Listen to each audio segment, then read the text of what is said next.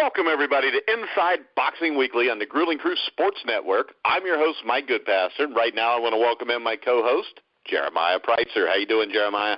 Again, I'm doing very, very well. Always happy to be here. Again, I want to thank all of our listeners, everybody who tunes in week in and week out to listen to us to talk about boxing.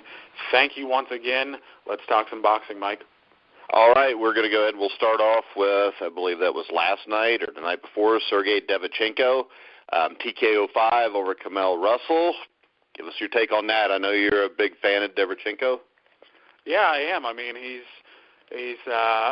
looked ever since I saw him as an Olympian, he's just looked rock solid. I mean, I really like his fighting style.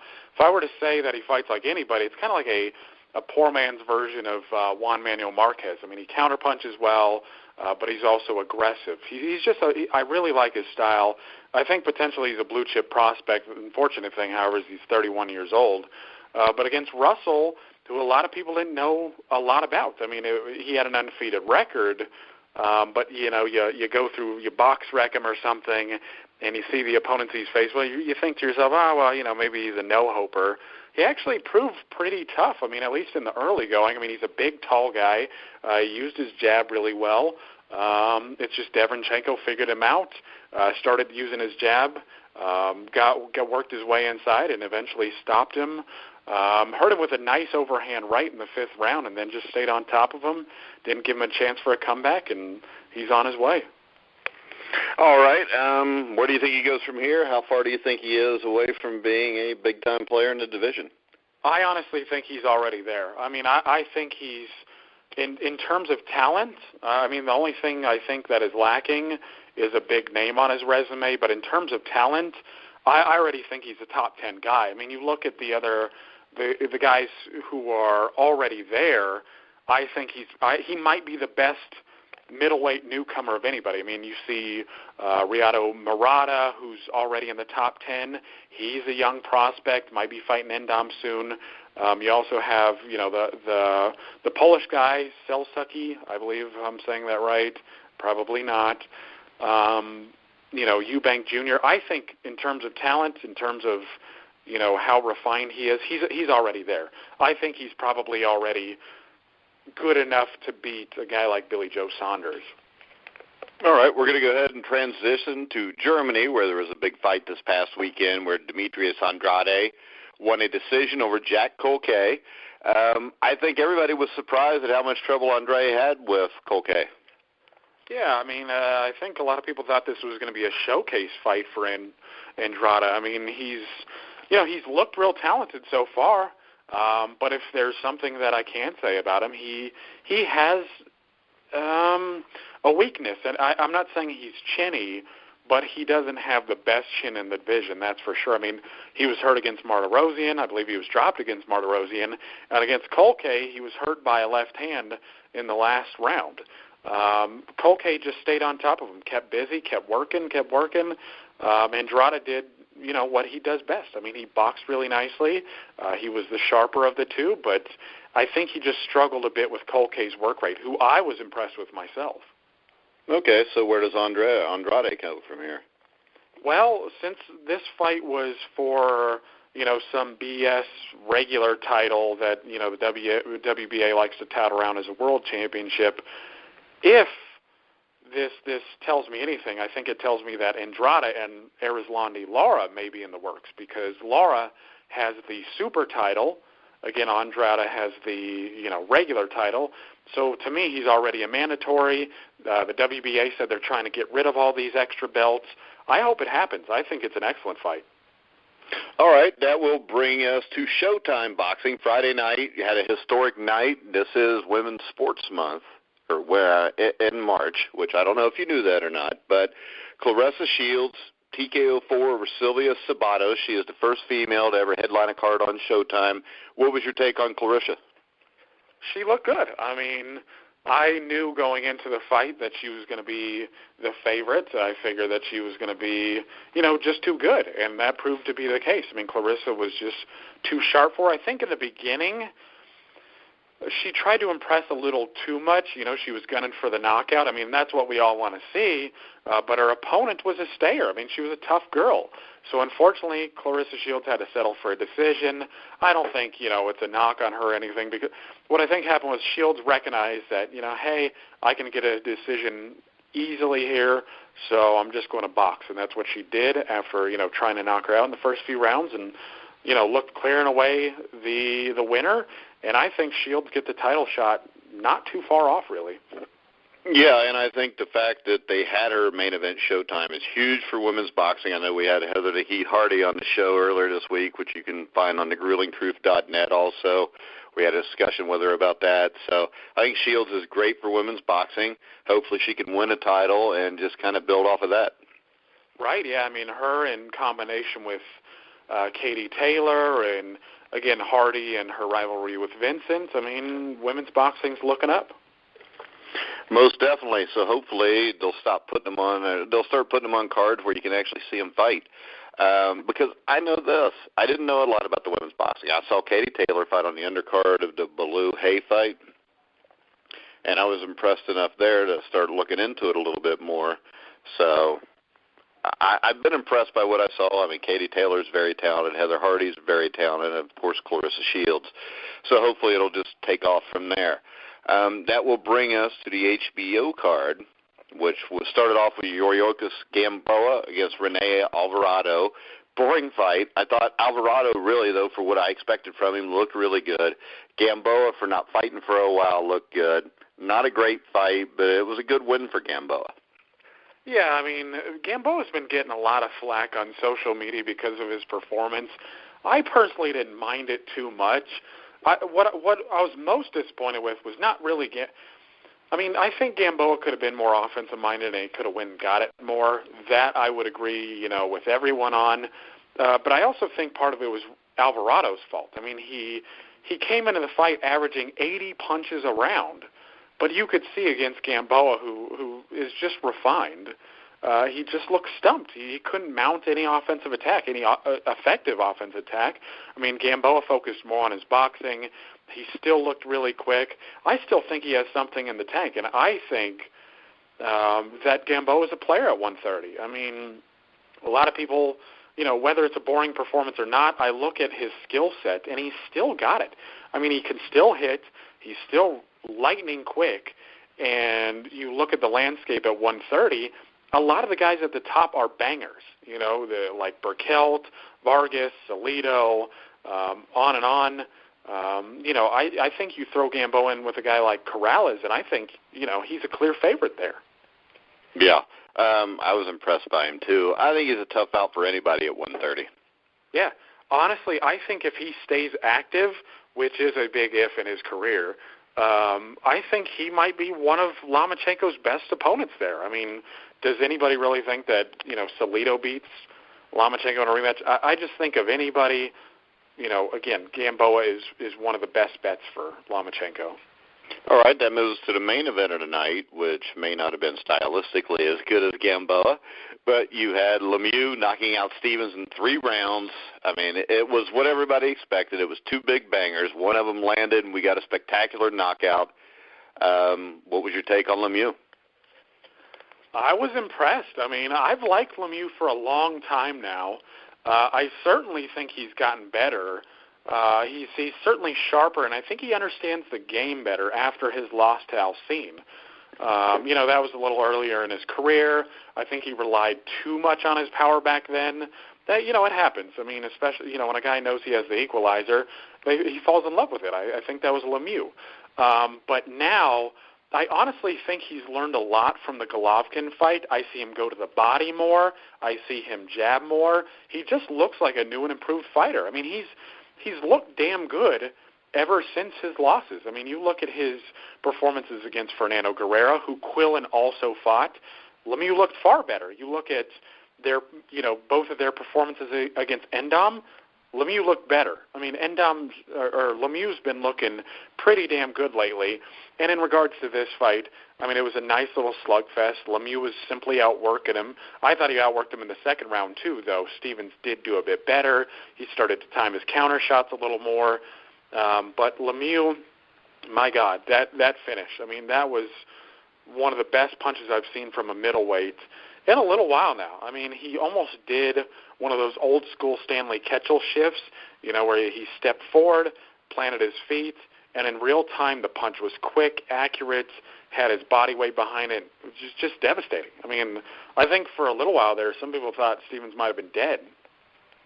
Yeah, I mean, it was – I mean, you see guys get knocked out and they're unconscious, but usually 10, 20, 30 seconds they're up. That was a few minutes, and I mean, it was a devastating punch. And I think with Lemieux, as you said, he's improved, but improved or not, the way he punches, anybody he fights has to take him seriously, because if he lands on anybody, he can end the show right away. Yeah, and you could see, Golovkin even said that he respected Lemieux's power. I mean, and you could see that Golovkin took a different approach with him than he did some other guys. I mean, he stuck to his jab. It worked really well, but Lemieux is just a massive banger. My God, I mean, Golovkin was able to put Stevens down with one punch, and we all remember the look Stevens gave him when he was getting up. I don't think he's ever going to live that down. But Lemieux looked more devastating against Stevens than Golovkin did. I mean, Golovkin didn't put Stevens out with one shot. He had to beat him down after a few rounds. So Lemieux, I think he's a threat to just about anybody in the division minus Golovkin. Well, I think he's even a threat there if he was to land, though. I think, yes, if he were to land, I mean, it's still hard to tell, how good Golovkin's chin really is. I mean, he's been hit cleanly by Lemieux and Stevens and whatnot, and he's taken them pretty well. But, I mean, you get tagged multiple times by a guy like Lemieux. And I don't think that would ever happen. I'm just saying that, if you're leaning in and he's throwing a hook or an uppercut and catches you on the end of the nose, he's going to knock you out no matter who you are. Yeah, and, I mean, to Lemieux's, what's going to help Lemieux in the future is he has Golden Boy as his promoter. So hopefully, this is just me as a fan speaking, I want Golovkin and Alvarez to fight, this year. That's got to happen. But afterwards, I wouldn't mind seeing Alvarez versus Lemieux at all. I mean, it's an easy fight to make because they're both Golden Boy fighters, and it would just be really interesting to see how... Yeah, but how about this? If you were to wait a few months, would it be that bad? Because if you put Lemieux in the ring with Canelo, and Canelo was to beat him, and beat him rather easily, I think that would make the Golovkin fight fly off the charts even more. I think it would, too. The problem is that Alvarez doesn't usually fight any more than 2 times a year, so whatever he's doing with Chavez Jr. now, I don't think he's going to squeeze in a Lemieux fight before a Golovkin fight later this year, and I don't think many of us want to wait until 2018 to see Golovkin versus Alvarez. But I think only Alvarez may want to do that. Yeah, Alvarez, he might be one of the few, but not any of us fans. I mean, we've waited too long for this already. But Lemieux versus anybody is interesting. I mean, I'm looking forward to seeing the guy fight again. All right, so that will bring us to the fights coming up this weekend, which we got 4 or 5 to talk about that I think are really interesting. We will start off with Steve Cunningham, who is coming back off a few losses. I think his last fight he lost a unanimous decision to Glowacki. He had a draw with Tarver, lost to Glazkov. He's fighting a guy by the name of Felipe Romero, who's 19-11, who lost his last 3 fights. Also lost by TKO to Usyk, the dominant cruiserweight that I know you like so much, and so do I. He's a hell of a fighter. I think this is probably more of a let's get Steve Cunningham a win fight and see what we can do after that with him. Yeah, no, absolutely. That's precisely what it is. Cunningham, he needs a little confidence booster after, his last few outings. This will certainly do it. I mean, Romero is a serviceable guy. I mean, you look at his recent career. I mean, Romero's really been in with a lot of guys. I mean, you look at his record. He's been in with Glowacki as well. He's been in with Masterneck. I mean, he's been in with Alex Lepai, who once fought Vladimir Klitschko. He's been in with Usyk, as you mentioned. But in recent fights, he's been in with Dmitry Bivol, who's a nice Russian prospect. David Benavidez is a really good prospect. Igor. I mean, he's been in with all sorts of guys. So he's going to give Steve Cunningham some rounds. And that's exactly what Cunningham needs at the moment. I expect him to win here. I'm going to say by decision. All right. Then we've got, of course, former welterweight champion of the world, Kermit Cintron. In his fifth comeback fight, he's won his first four. Stepping up in competition a little bit. He was supposed to fight Walter Castillo, but everything I can find is now switched to David Grayton. Grayton's 15-1 with 11 knockouts. His one loss was against Bryant Perella, where he was knocked out. I think this will be Cintron's fifth straight win, and I think Kermit's close to getting a big fight.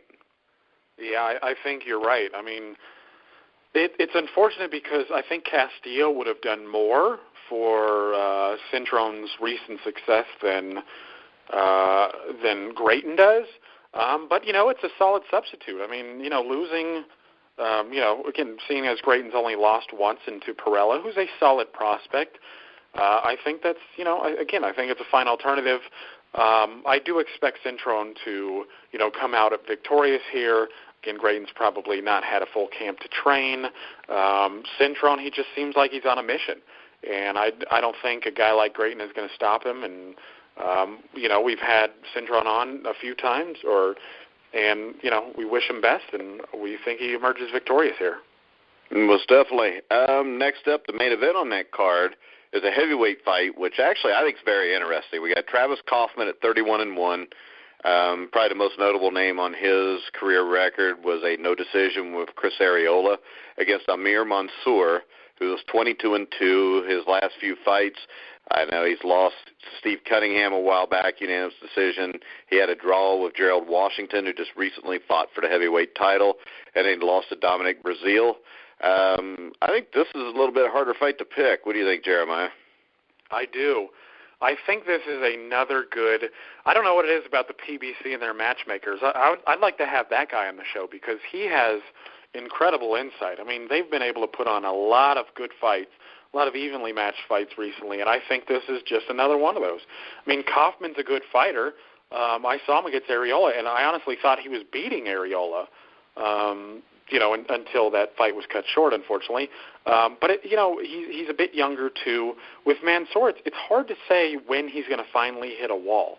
He can punch. I mean, he's got a southpaw style, which is difficult for a lot of orthodox guys. But it's hard to say exactly what Mansour has and how much he's going to keep it. So this really, in my opinion, is a pick'em fight. It could go either way, but it's a damn good matching, not only because it could go either way, but because, they're both Eastern guys, and it's a good local fight. All right, that brings us to the pay-per-view card on Saturday night. We've got Carlos Cuadras is fighting on the undercard. I assume this is a stay busy fight to get him to a rematch with Choclatito? Yeah, I mean, that's my understanding of it as well. Cuadras is, a lot of people are hoping that, Gonzalez and Cuadras would just go at it again. I think that would have probably been better for pay-per-view buys if they would have just put that on the co-main event. But yeah, Carmona's he's a solid guy. He's a serviceable fighter. He's going to come to fight. He's not going to lay down. But Cuadras is just too good. And I don't think, their matchmakers are going to jeopardize a rematch with, putting them in with anybody too difficult. So, I see Cuadras winning, staying busy, and then preparing for a rematch later in the year. All right, and then we have the main event on pay-per-view. We got Gennady Golovkin against Daniel Jacobs. Golovkin has won all 36 of his professional fights, 33 by knockout, including the last 23 in a row by knockout. The last time he didn't stop his opponent was June 21st, 2008, when he went the full 8 rounds against Amir Amari in Denmark. I think Jacobs is one of the best stories in boxing, and I think he's the biggest threat to Golovkin in the middleweight division. I don't think Canelo Alvarez counts because, he'll fight at any weight that isn't middleweight to stay away from Golovkin, even though his people are trying to turn that around. I don't think that Triple G's afraid of fighting him. So that leaves us with what I think is his best competition in Jacobs. He's a power puncher, exciting fighter. I think he's won 29 of his fights by knockout, 32-1. His story of beating cancer, saving his career is about as inspiring as it gets. Plus, this is also a legitimately necessary fight. I mean, Jacobs has been walking around claiming to be the middleweight championship 2014, albeit somewhat quietly. But what he's been holding is a pure paper title. The WBA world title means nothing, while Golovkin has held the WBA super middle, or whatever they call it, the super world middleweight title. Bunch of shit there. But I mean, I think that he outranks him in stupid sanctioning bodies, so I think he's a legitimate middleweight champion of the world. What's your first take on this matchup? Well, I think it's a damn good piece of matchmaking. I mean, it's Jacobs. If Jacobs had a chin, like a bona fide chin, this would really, really be interesting because Jacobs is quick. I mean, ever since he's come back from beating cancer, he's scored knockouts in every single one of his fights. And most impressively, he beat Peter Quillen in, 90 seconds or 120 seconds, something like that, in a fantastic performance. Jacobs, in terms of skill, is up there. He's certainly, I would say, a top 3 guy. I mean, whether he's more talented than, Golovkin, we'll find out. But Jacobs can box. I mean, he can fight a bit. His hand speed is excellent. Clearly, he can punch. It's just a good, interesting fight, and one that should be made more often. And I think not only is it important because it's a good styles matchup, but Jacobs, if I'm not mistaken, he's a Showtime fighter? Is he under Al Heyman's management too? If he is, that's good for boxing because we see this cross-pollination, right? We see promoters finally working with each other when they wouldn't in the past. But given Danny Jacobs' history and however inspiring it may be, Golovkin, I think, is too much for him. I think he's too much for anybody in the middleweight division. Golovkin is a monster, and unfortunately Jacobs, his chin just hasn't been able to take bombs that Golovkin can throw. I mean, he was knocked out by Pirog. He's been dropped by Sergio Mora. And when you're fighting a guy like Golovkin, who he's just not he's not only a big puncher, he's a finely tuned fighting machine. I mean, he's got a wonderful jab. His technique is almost flawless. His accuracy is pinpoint. He's motivated. He's constantly in the gym. In fact, he would like to fight more than he already does. It's Tom Loeffler who tells him he can only fight 3 times a year now, as opposed to his 4-fight schedule a long time ago. I just think Golovkin's too good here. I think he eventually finds Jacobs. I think he takes an approach much like he had against Lemieux, where he's jab first, and then once he starts breaking him down, he's going to finish him off. Good fight. Golovkin KOs him, though. Yeah, and to me, one thing that stands out to me was Jacobs' one loss to Dmitry Pirog, and the fact that I think Pirog's kind of similar to Triple G, doesn't hit as hard, not nearly as good a fighter as Triple G, but Jacobs was winning that fight through 4 rounds, got caught and knocked out in the 5th round. Like I said, Golovkin is a better fighter than Pirog was, but just as important, I think, and this is what makes the fight interesting to me, I think Jacobs is a better, smarter fighter than he was 7 years ago. So I think this is a solid fight. Excuse me. But I think what happens here is I think it's a close fight for 5 or 6 rounds, and then I think Golovkin clips him and knocks him out in the steps. Yeah, I'm interested to see what approach Golovkin takes because to his credit, he varies it up, and I think that's what catches opponents off guard. I mean, you look what he did against Kell Brook, and he came right out swinging. You look at what he did against David Lemieux. Well, he came out jabbing, and he was real measured. I mean, you look at what he did against Murray. You look at what he did against Macklin. I mean, he just picks and chooses when to step on the gas correctly, and it throws guys off, and it helps his strategy because you can't just figure him out. With some of these guys, we know how they're going to come out and approach you. But with Golovkin, it's just hard to say. But either way, no matter what he does, I think he takes Jacobs out. If Jacobs can somehow survive the early rounds, yeah, maybe it'll be interesting. But I was looking at the article, an article in The Ring magazine, and they pulled something like 22 writers and boxers and whatnot. And I think in the first time in the long time that they've been doing stuff like that, every single one of the writers and boxers and everybody picked Golovkin. I don't know if I've ever seen a unanimous vote like that, but I think it's correct here. Yeah, and the scary thing is that tells you how good Golovkin is, because Daniel Jacobs is a world-class boxer. Yeah, no doubt about it. I mean, with world-class power. Exactly, and it's funny because if Golovkin wasn't at middleweight, people would be talking about how competitive the division actually is. I mean, you have Jacobs and Lemieux and Alvarez and you know, other guys, Billy Joe Saunders. You know, you would look at a division like that and think, oh, hey, it's pretty good. A lot of evenly matched fights to be made. But with Golovkin there, he's just clearing away the best fighter at the moment. Yeah, and I mean, I can't wait to watch him fight. And it doesn't matter who he's fighting, which is what boxing needs. Exactly. Golovkin has been promoted better than, I mean, for a guy from Kazakhstan, you know, being this big in the United States of America, selling out Madison Square Garden, selling out arenas in the West Coast, you got to give Tom Loeffler tons and tons of credit for the way he's been able to market this guy. I mean, it's been fantastic, and we're all waiting to see him. And recently I heard that Golovkin, granted he comes out victorious in this one, which most of us expect, he may take a fight in Kazakhstan, you know, before fighting Alvarez later in the year. Yeah, I saw that, and I wouldn't be against seeing it. No, I mean, like I said, I'll watch him fight anybody. It was kind of like watching Joe Montana in the 80s, you know. It may be a blowout, and he may win by a lot, but you know, it's special to watch somebody that's that good at something. Same thing with a Tom Brady nowadays in another sport, or a Michael Jordan when he played, or a Larry Bird. I mean, even if it's a blowout, you know what you're watching is special. And with Golovkin so far, that's been all we see is special.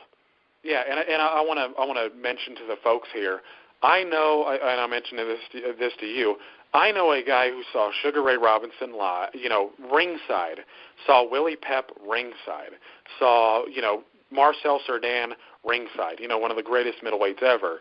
And he thinks that Golovkin is a special fighter, maybe the best middleweight, you know, of the last, 50 years or so. I mean, Golovkin is really an excellent fighter. The unfortunate thing is he's coming up in an era where there's too many belts, too many weight classes. He hasn't got the opposition that he wants. But, you know, hopefully this ends sort of like, Carlos Monzon or Marvin Hagler. You know, he finally gets the fights that he wants here soon, and then maybe he can retire and ride off into the sunset. Yeah, and to me, he's the best middleweight I've seen since Marvin Hagler. Yeah, I could potentially agree with that. I mean, I want to see where Golovkin finally ends up, before I make any final judgment. But in terms of I didn't say he's better than Hagler. I said he's the best since Hagler. No. And so if you compare it to everybody from Hagler to now, I think he's already accomplished more than pretty much all of them. And I would pick him in a fight against all of them. Even more than Hopkins? Yeah. I mean, I'm just not a huge... I mean, who did Hopkins beat at middleweight? Yeah, actually, Hopkins' bigger wins came at super middleweight, light heavyweight, didn't they? Yeah. I mean, well, I bring that point up, too, to a lot of people because, Hopkins had to suffer through a relatively weak era, too, but he also lost, I think, to the two best middleweights that he fought, in Roy Jones Jr. and Jermaine Taylor. Yeah, and he lost badly to Roy Jones. I know he was young, though, and Jones was probably close to his prime, which I'll give him that. But, I mean, it was a one-sided ass whooping. It was a 12-0. It was a boring fight. When I watch Hopkins, I don't think he could have kept Golovkin off of him.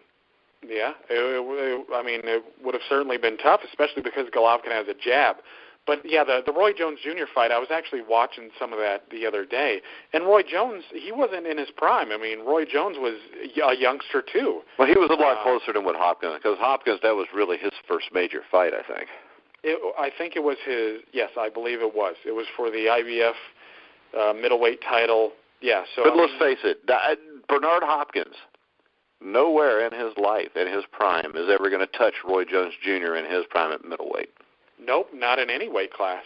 No, at any age. I mean, if they are both in their prime, I mean, Roy Jones at the top of his game was worlds ahead of Bernard Hopkins.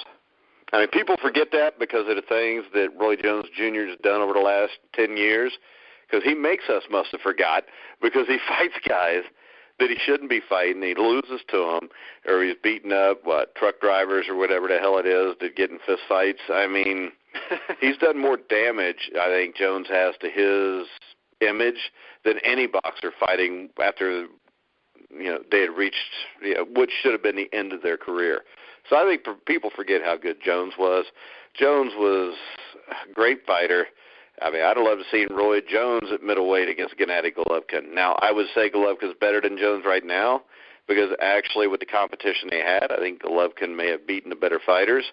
And let's face it, Jones didn't stay at middleweight for an extremely long period of time either. Yeah, in terms of resume, I mean, Roy Jones Jr. isn't going to rate very high. He barely stayed at middleweight at all. I mean, I think he had 2, maybe 3 title fights there total. But yeah, I think physically he just couldn't make the weight, so he moved up. But yeah, I mean, Golovkin is an excellent fighter.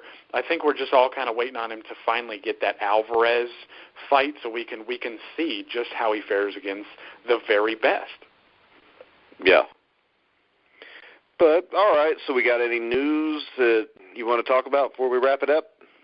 Yeah, well, I want to mention we forgot to talk about the Roman Choclatito Gonzalez fight versus Rung Visai, if I'm getting that correctly. Yeah, I didn't forget about it. I'm not really good with fancy names like that, so I figured I'd let you bring it up.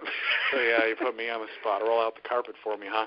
We all know Chocolatito going to tear him up. The question is this: is Chocolatito the best pound-for-pound fighter in boxing?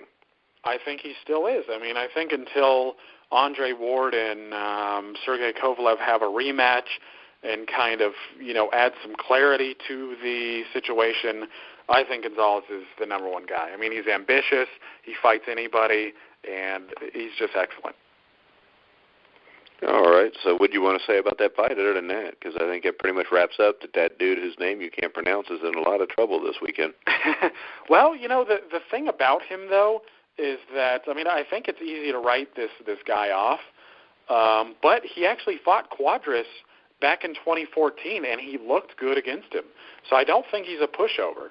I mean, he's been beating up a lot of, no-hopers since then, even guys in their debut, though it's hard to say. I mean, it is in Thailand. I don't know if these guys have, Muay Thai backgrounds or whatnot, but, yeah, he actually looked good against Cuadras, so he might be a bit better than we think, but I don't think he's going to be good enough to beat Gonzalez. But anyways, it's, what we're all really waiting for is the rematch in the future. But shifting gears, I wanted to say that the Kell Brook Errol Spence fight is just about official, and I think we're all excited about that one. Yeah, definitely. That's a fight I want to see because I think Errol Spence is the real deal. Yeah, and I know a lot of people who think so as well. I mean, I even have a good buddy of mine who's been watching boxing, since the 80s, and he thinks Spence may be the second coming of Leonard, though I'm not, quite clear. All right, I've watched boxing since the 70s, and it's going to take a lot for me to think that somebody's the second coming of a Leonard, a Hagler, a Duran, or Holmes, or any of those guys. Yeah, I mean, I don't think Spence is that good. He has looked quite good so far. I mean, he beat Bundu, and he beat Algieri more convincingly than... but come on, Sugar Ray Leonard, before he won the title, was beating guys like Pete Ranzani, Andy Price, even Floyd Mayweather Sr. I mean, I think his first fight was against Willie the Bull Rodriguez, who at some point in his career was ranked in that division. So I just don't see how you can compare anybody right now at that weight to Sugar Ray Leonard.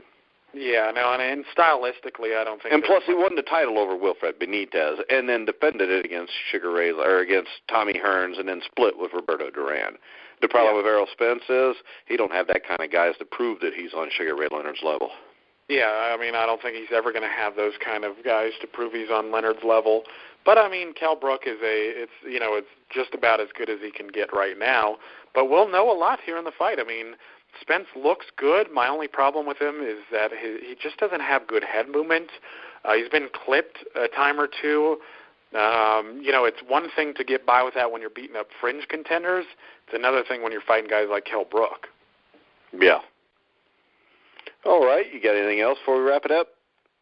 No. Well, I do want to point out that a prospect, real quickly, I do want to point out a prospect, an Irish prospect named Jason Quigley, is also fighting this week. He has the potential to be maybe the best middleweight prospect of the bunch. Is he on the Michael Conlon card? Yes. Okay. Yep, and I'm excited to see him. He's a good fighter. I mean, real good all-around guy. I think he's going to do well here, and hopefully we can get a guy like that on the show. I'd love to have him. Yeah, sometimes hard to understand the Irish people a little bit, though. That's okay. Maybe that's just the friends I know that are Irish, but they slur their speech, but it's not because they're Irish, if you know what I mean. But yeah, hopefully quickly doesn't have the same issues. Yeah, I got to quit doing that. But, all right, any final words? No, just want to say it's been a productive day. It's going to be another productive week in boxing. We're all just anticipating to see how this comes out. And hopefully I will be reporting ringside at the Lomachenko-Sosa fight. Then we can look forward to insight there.